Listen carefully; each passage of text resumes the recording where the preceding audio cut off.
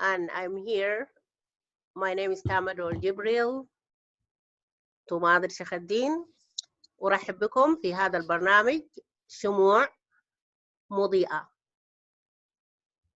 اليوم سنتحدث مع بعض الشباب المهاجرين إلى أمريكا أو المولودين بأمريكا، وهم في حقيقة الأمر هم عائلة، هم أسرة.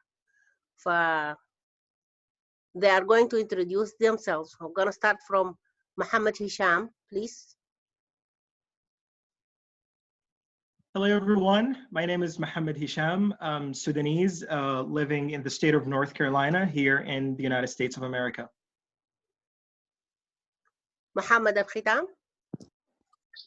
I'm Mohammed Al-Khitam, Sudanese American in Massachusetts, USA.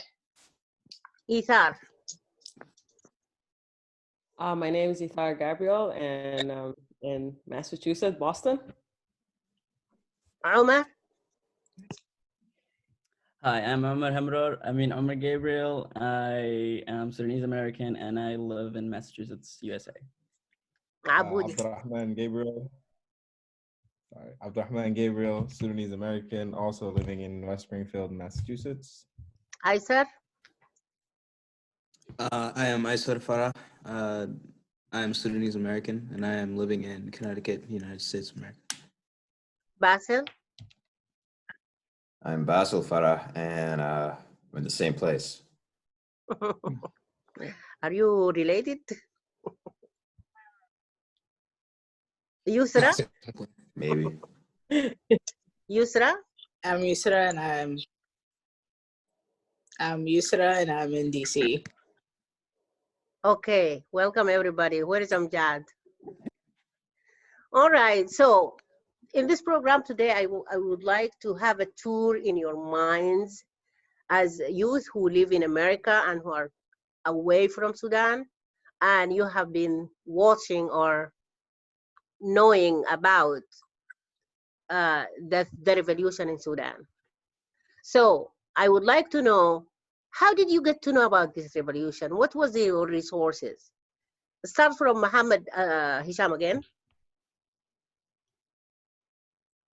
Okay, so I don't like to be first, but that's fine. I've heard about the revolution from the beginning. I remember like since December, I believe, of 2018, with a series of demonstrations broke out in several Sudanese cities. I remember very well, Abara was one of the first places, and then the revolution just spread like throughout the country. But I have to be honest here because I really did not take it seriously in the beginning, because this was not the first time for the Sudanese people to protest against government corruption and total collapse of economy. And I thought it was just going to be like one of those, demonstrations, and then it was going to end immediately. So for a long time, I did not pay attention until like everyone started to talk about the revolution, and then we started to see like images and videos of security forces cracking down on demonstrations using violence and killing youth and injuring like hundreds of people. That was the beginning for me, like when I knew like this is serious and we have to do something about it. Thank you so much, Mohammed. Can you pass it to someone? You can choose. Isar. Sure. Isar. Okay. My sources about the revolution is definitely 100% from social media. Instagram played a big role in this, Twitter as well. And Yusra al-Bagir was a great resource for me, and a lot of many other young activists in the social media that I was following. That's how I got to know about the news and learn about what's going on. Thank you so much, Ithar. So who comes after you? Basil. Basil. Okay. Well, my resources were much like yours, where it was Twitter, Instagram, TV, and my mom especially. Because of how compassionate my mom was about the issue, like it almost felt like it was a first-hand account. So I was invested in the revolution pretty early. Thank you, Basil. Thank you so much. And thanks your mom for her great inspiration for you. Whom do you choose after you? I got. So my resources for getting to know about the actual revolution. Well, there was firstly word of mouth from my mother. It's like my brother here. Also, there was I looked up um, a number of articles online that told me a little bit about the revolution itself. And also there was social media like Twitter, Instagram, and I met many people were talking about it, which it really it encouraged me to become invested in it and to inform myself even more about it. Well, thank you so much. You are the youngest here. Both Aisha and Basil are my nephews. Their mom is my sister. Muhammad is my nephew. His father is my brother. Okay, whom do you give the chance to talk? Ithar is my sister, my niece. Her father is my brother. Okay, who else? Aisha and Basil, whom do you give the chance to? Omar. Omar. Yeah.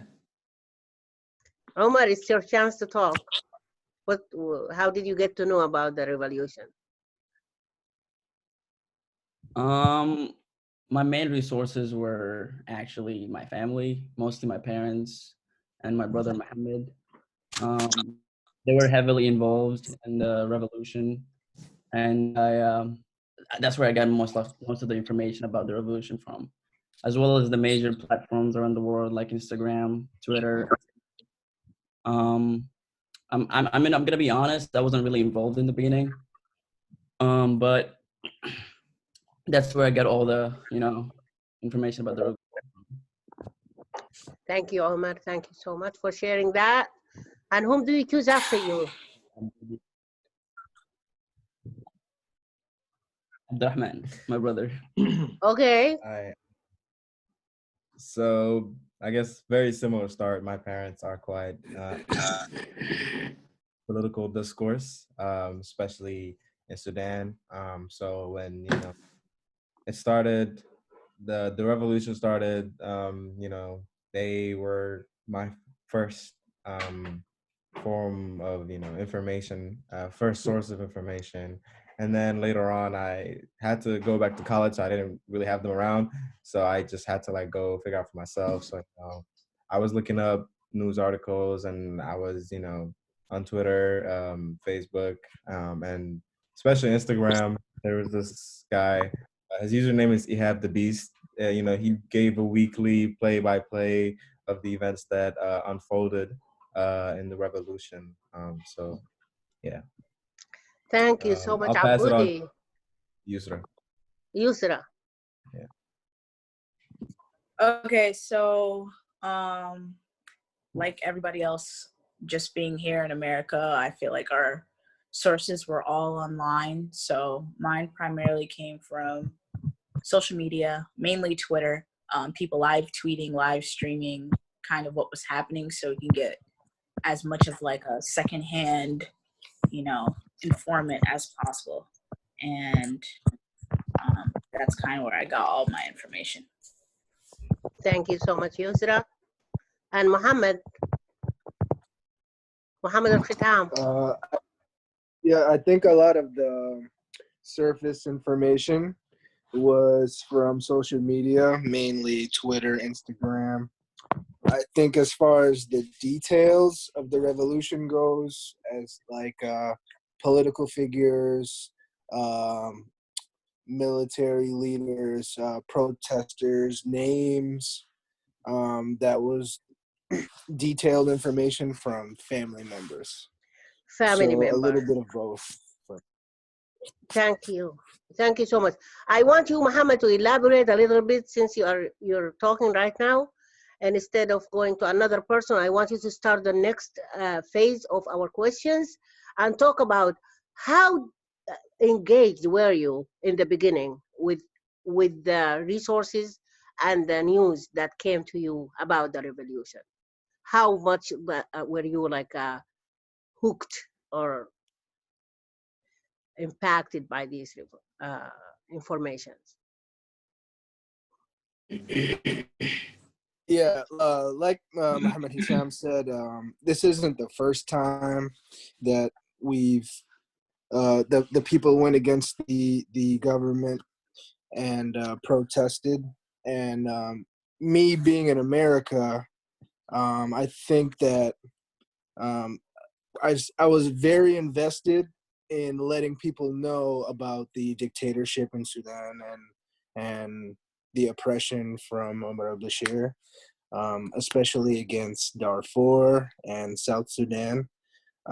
So I knew about what was going on for a long time, but I became heavily involved when I noticed the consistency from the different parts of Sudan come together. Once I seen that everybody was at it every day, in the military sit-in every day, and just making sure that they don't get a chance.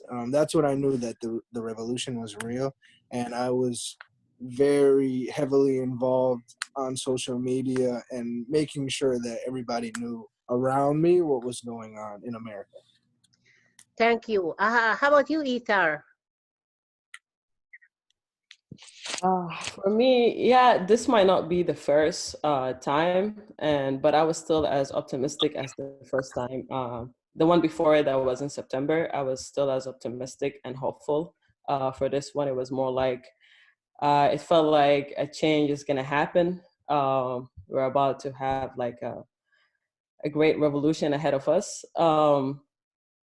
And then I was very eager to join and be part of this historical event that was taking place in Sudan. And that's when I was more than willing to money, everything into this. And that's when Bakri Ali came into place and started the fundraiser for Sudan. And I think a lot of us in the diaspora were more than happy to invest. And also it felt like as somebody in the diaspora, it was like a responsibility for me.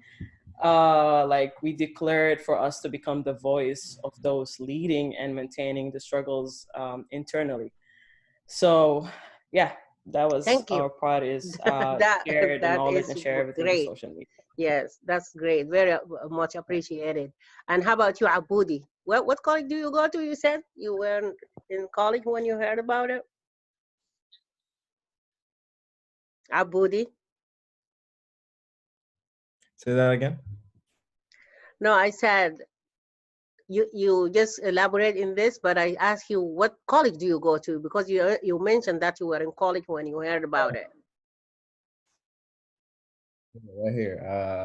I go to Georgetown University in Washington, D.C., which was actually a big plus because the protests that were held in America in support of the revolution occurring in Sudan, in DC and New York. And I actually, I went to both just because of the close proximity between the two locations and how, central and political they are. But away from that, I guess, it's African history has determined that it's not easy to oust an authoritarian regime or a leader that came through a military coup. And in this case, it was both.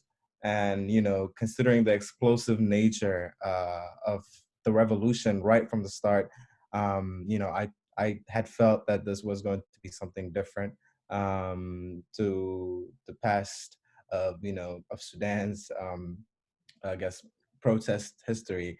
And then that's when I was trying to find every avenue that I could to get engaged. You know, on campus, I was doing a lot of work in terms of like educating my friends in what is going on in Sudan. My job too, we were holding events regarding the revolution, and you know, we were inviting prominent speakers you know, from the DC area and from other universities to come and speak at Georgetown and talk about the revolution and, you know, Well, predict the well future, I done. guess, of Sudan. It was a Thank very productive period for me. So yeah, that's how I tried thank to you get engaged. so much. So much for sharing that. Wow. I'm gonna go back to you, Sira.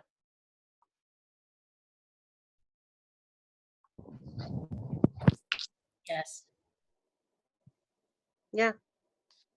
The question?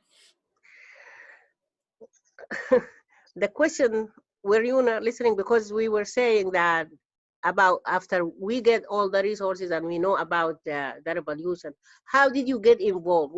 Like how much did you get involved? How strong were you connected to the revolution?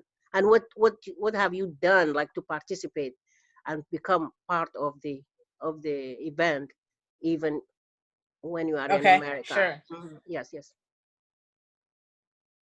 Please. So I felt prior to even the revolution, I feel like it was always kind of ingrained in my understanding of being Sudanese is that we always have to kind of be on the political side of things more than just representing it as a flag or an ethnicity, just because it's part of like our history, our recent history, the reason why I'm in America, period. But I wasn't that enthusiastic towards the beginning, just because there have been random spurts of revolutions and like small fires, but they're always quickly kind of put out by you know, a highly militarized state that kind of scares people back into their homes. But I think the moment that I became optimistic was when, even in the face of that, the people continued. The people were documenting, and the diaspora kind of like made sure that this information was getting propagated internationally so that Sudan can have the proper support to kind of continue on and feel strong. So I think it was kind of like a give and take feedback between the diaspora and the people in Sudan that kind of carried the optimism over. And that's kind of the point where I was extremely involved, because I knew that it can only carry on when I'm involved. So, yeah. Yeah, thank you so much. Well said. How about Basil?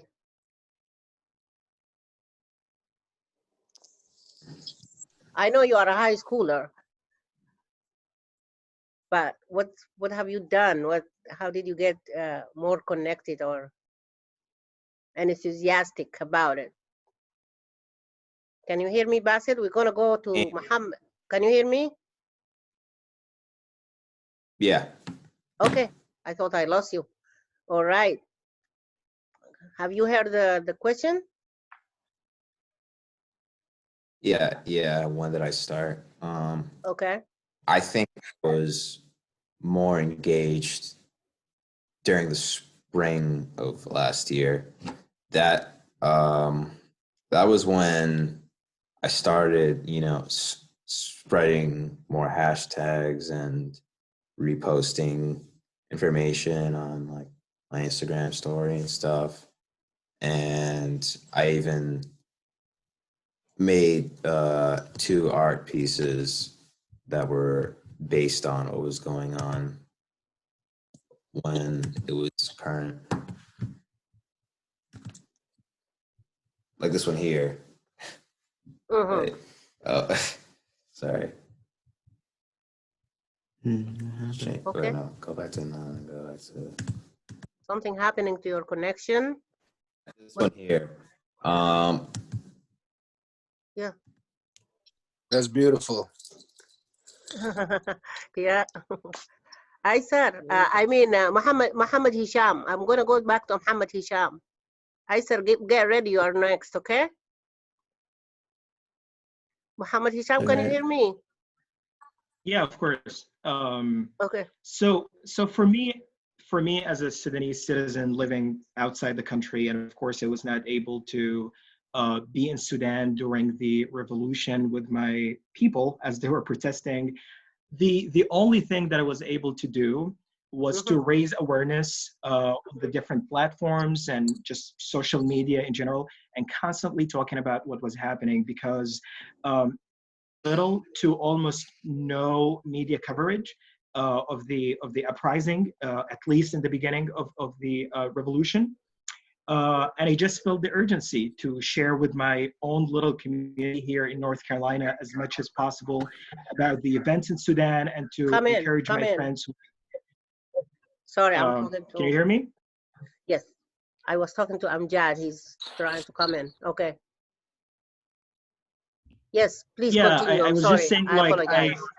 and I was, no, that's okay. So I was saying that I was encouraging my friends who are from, who came from different backgrounds to do the same, because because in today's world where the global economy is interconnected, I felt that the world needed to know what was happening in Sudan. I thought that for al-Bashir to step down voluntarily, there had to be international pressure for this outcome, as in the case of Hosni Mubarak in Egypt, for example. But even that in itself was a challenge, because al-Bashir has protected himself and his position through public policy and foreign policy specifically, by entering the war in Yemen, for example.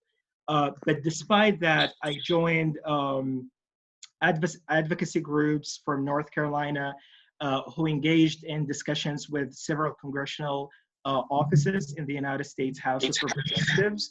And as a result of these discussions, two representatives, Congressman Kildee from Michigan and Congresswoman Pramila Jayapal from the state of Washington, introduced a resolution that condemned the attacks on peaceful protesters and supported an immediate peaceful transition to a civilian-led democratic government in Sudan. Wow, great job. Thank you so much. How about you, Aysar? Wow, I like that background, Aysar and Basil. Who drew this? Yeah, Basil, of course. Wow, Basil, that's amazing. Can I see it a little bit? Thank you. Just move a little bit, Yep. your heads a little bit, so I can see what's going on in the background. A little bit. So that everybody can see the picture. Okay. Go ahead, talk, Aysar. All right. Well, admittedly, in the beginning, I don't think I was as engaged as I should have been. Well, because there, like everyone else has already mentioned, there have been like handfuls of sporadic protests that have happened in the history of Sudan that were usually just shut down almost instantly by the military government, instilling fear on the people. Because, well, of course, they couldn't come together at a grand scale as there had been in this revolution in particular to be able to do anything about it. But now, once I had seen, the enthusiasm from my mother, seeing like her telling me stories of all these sorts of amazing things that the people have done in contradiction to the government, and also seeing people on social media come together and spread awareness, it also encouraged me to do the same.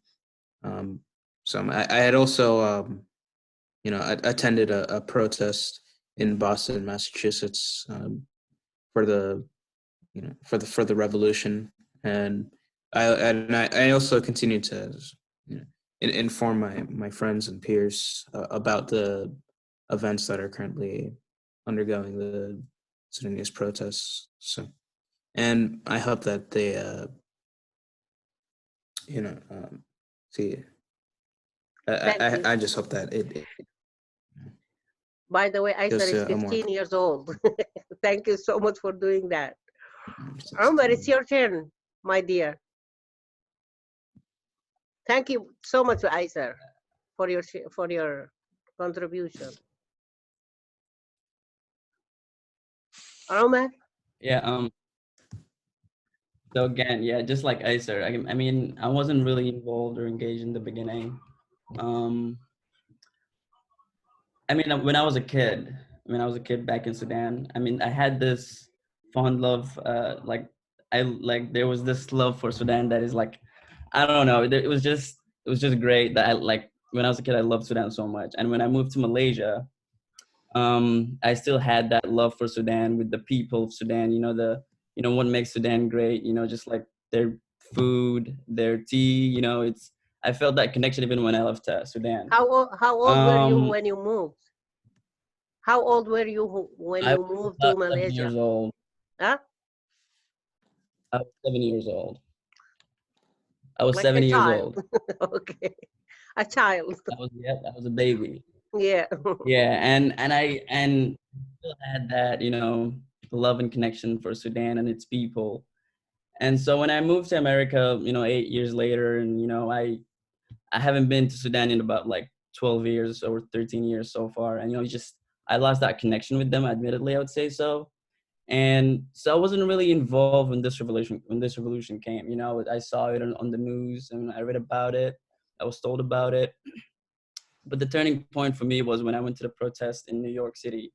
And it was just amazing to see like all the Sudanese people like from different states coming together. It felt like Sudan in New York. You know what I mean? Like it was a great vibe. And it was, and that's when I felt like that connection. And I mean, I started to raise awareness after that, on social media, I was started to get more involved. And so I thought that was like a turning point for me. And, it's, again, you don't feel the same way if you're not in Sudan, if you're somewhere else, especially in a country like America or in Europe, you don't feel the same, the way, you don't feel the same way Sudanese people feel in Sudan. Right. And right. Even the Sudanese people who grew up in Sudan, outside the Sudan, they feel the same, because ask me about it. We just feel like the goosebumps all over our bodies. We cry late, day and night. And you see I think you saw your parents doing that, and it wasn't an easy experience for us. It was big. Yeah, I look at my parents and they're like Sudanese people, they're from Sudan, and they haven't changed a bit. But for me, it has affected me growing up. Of course. And I want to go back sometime soon. So now I'm going to ask the biggest question, that what is the real event that makes you like the unforgettable, the one that is inspiring, that happened during the revolution, that will never go away, never go away? And I'm going to start with Ithar again. and I hope Okay, if you want to talk about it, if you can give me an image about that thing that captured your mind, that would be great. Tell me, what was it? You want me to show it to you through the phone? I don't know. If you this is I don't know if you can see it, or do you want to see it? Do you want me to share my screen? I can share my screen. You can do that. You can do that, of course. You can share your screen. What is that? I can't see it very well. Can anybody give her some kind of instruction what to do? So share screen. You can talk first. Actually, just describe the picture, because it's just the image of this girl who's trying to climb up, and then the guy gave her his bag in order for assistance. He gave her a bridge to pass. Yeah, so she used his bag up the stairs. Yeah. So I think this is a very powerful picture, because it shows how all Sudanese people were able to come together and unite. The image is also saying that we are in this together. And it's beautiful. I think that's why this image means a lot to me, is how you see all Sudanese people coming together for one goal. Thank you so much. How about you, Muhammad Al-Khitam?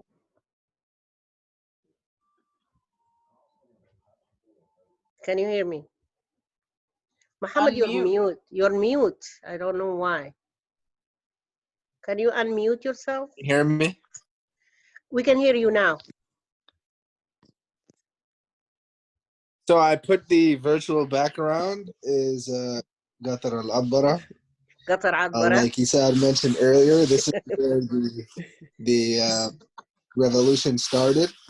And the Do you have train the image? was headed to the, yes, it should be up now. The train is heading to the military headquarters where the protesters had the sit-in. So Right. this is for me the vision that stuck with me and made me realize that once we're unified, there was no losing. As long as we're unified, as long as we come together, we can defeat any evil. And that's what stuck with me for the Sudanese revolution. Wow, Muhammad, that is powerful. What you just said is powerful. How about Muhammad Hisham? Well, for me, of course, like the whole thing was really painful. I don't have like a specific picture to share with you, but the June 3rd massacre was by far the biggest event during the revolution. And I'm sure like all of you agree with me, it was just a brutal and barbaric act of violence. The people who know me, they know that I'm not a speechless person, but I'm truly speechless about the horror that the Sudanese people had to witness on that day. I don't know what I can say here, but I think it's not. I think there must be justice for those who were killed and injured through independent investigation with real consequences. Yep. Well said. Thank you so much. How about you, Aboudi?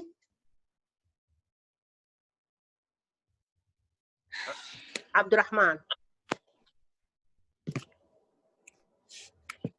It was the April 11th event, the official ousting of President Omar al-Bashir.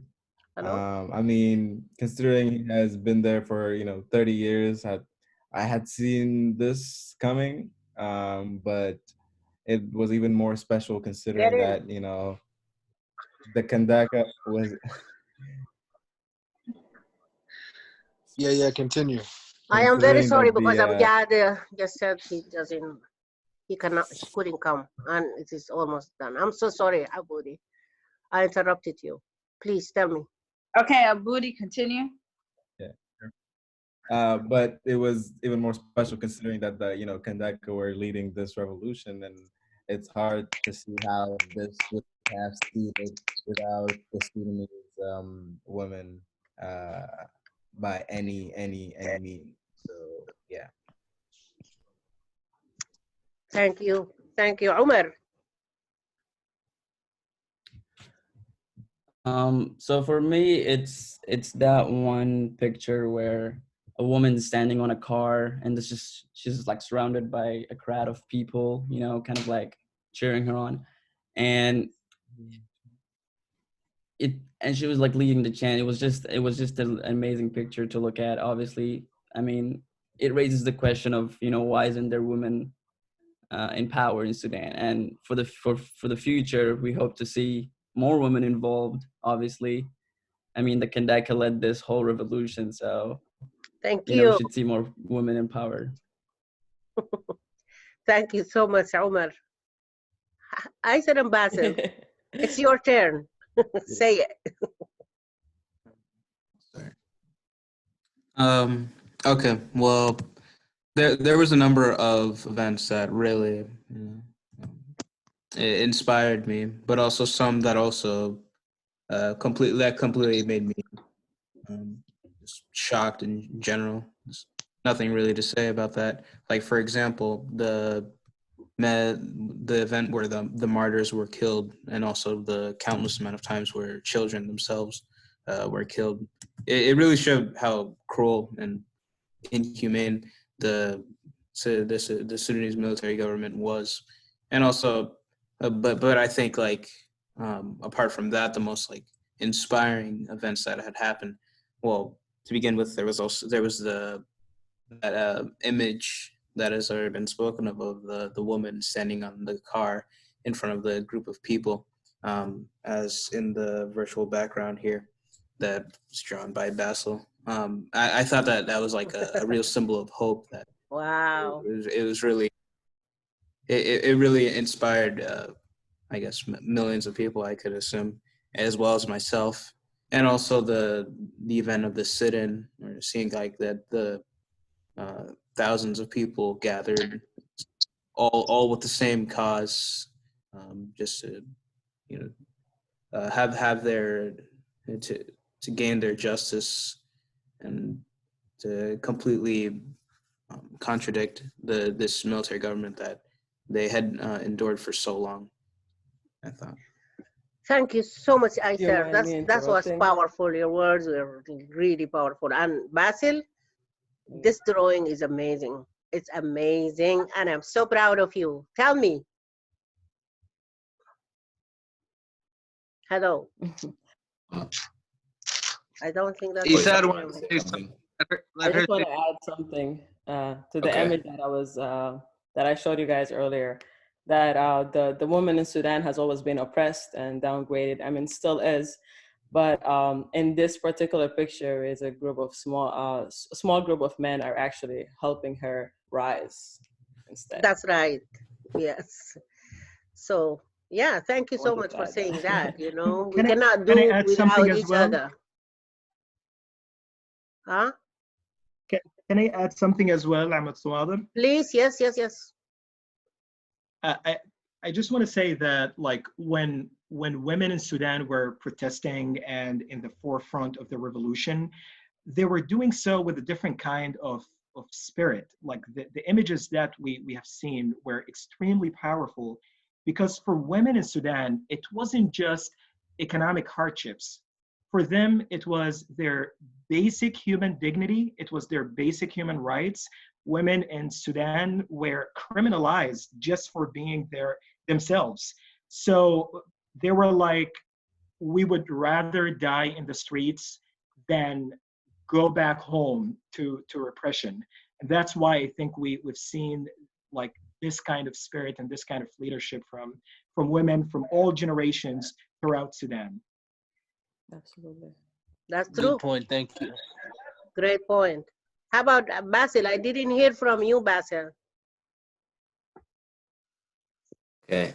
Well, yeah, various events really inspired me during the revolution. You know, especially the iconic image of the Kandaka, which I represented here. But also what really inspired me was seeing various photos and videos of people during the sit-ins in the like outside the military headquarters, where you would see them performing music and displaying art on walls as like, you know, murals and street art, and seeing like this community of people help each other by serving each other food and water to make sure that, you know, they could stick together during the whole thing. Mhm. And yeah, especially like the peaceful displays of art like really touched me, because You know that they you don't remove everything after that. They wiped it out, and they killed they use. I don't want to go. I don't want to go sad. We just focus on your minds and your opinions and your lovely thoughts. So as a final thought, I want to ask you, everybody, as a final thought, what would you do to Sudan going from here? What do you think about what's happening now? Whatever you want to comment about, I'm going to give you a last chance to say something about what happened, what is happening now, and the future. Tell me, which one do you choose what can you do?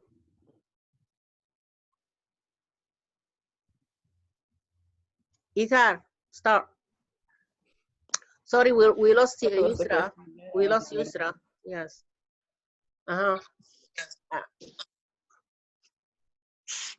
Ithar, your final thought? You want me to go to somebody else, give you some time? Yes, please. Okay. I will go to Muhammad Hisham. Okay. I really don't know what I can give Sudan, but I will give Sudan everything that I could. And if I'm asked to be in Sudan today to do something, I would gladly do it. My last thought about this whole discussion, I just want to say that the aftermath of the Sudanese revolution should not induce complacency. We have got a lot of work to do. We have got a lot of issues to deal with. This ongoing COVID-19 pandemic has exposed so many weaknesses in our systems, including the healthcare system. And maybe one day I would love to be in Sudan helping our healthcare system, as this is something that I just finished studying in By the way, college. congratulations, Muhammad Hisham just had his second master degree in public health. Congrats. Thank you. Yes. And Thank you congrats so to much. Basil. He just graduated high school. Okay, Umar, I want to know your final thought. I'm gonna continue raising awareness. I mean, obviously the revolution is not even over yet. We still have like work to do for everyone that's around the world. That's for every Sudanese person. You know, there's still work to get done that has to be done. And I think that justice should be served, you know, for people who are oppressed for almost 40 years or even more than that. I think it should be served, and moving forward, that should be our goal for that. Thank you. And Muhammad Khitam. Muhammad Al-Khitam, can you hear us? You seem like your pictures. Like Yes. Okay, say. Like Roman said, every day is a fight. The revolution is still going on. We have a lot to do. I think at some point we have to fix what has happened, not only on the June 3rd massacre, but with South Sudan. Well, we have to at some point come together, because we are Sudanese people, and we're all one Sudanese people, and we need to, if we can come back to one Sudan, that is ideal. Yes, yes. It was inevitable. It was unfortunate that they split. Keep your fingers crossed. After our work is done, we should become one. Wow, powerful. Thank you so much. How about you, Abudi? I will again emphasize that the revolution is not over and there's work to be done. But the most important thing to remember is that we are all still human, and in that sense, let's not forget about our mental health, and let's not forget to take care of ourselves, and let's not ignore the trauma that we have all been through. Let's not hide our emotions. Let's not put our feelings away. Let's put it out there. Let's put ourselves out there for others, who need us, pure solidarity, because that is how we truly move forward. Because if you are hurt, you're going to have a hard time doing what's best. So let the Sudanese people focus on their mental health, on their emotional health. You just came to my league. That's what I do. Mental health. Of the entire. Thank you, Abudi, for reminding us with ourselves. We are selfless. You know, in Sudan, people are really selfless.